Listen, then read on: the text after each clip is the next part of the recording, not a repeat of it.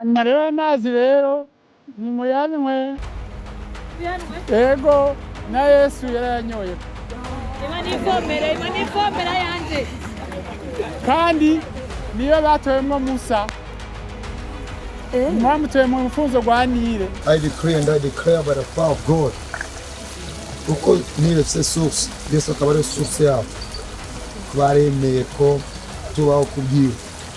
Reka tubisorose intango bino kanaka.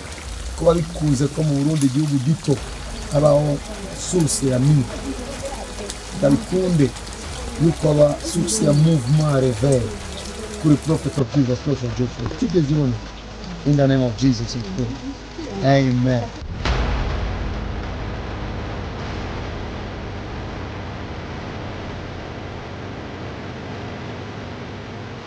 Thank you. You are blessed.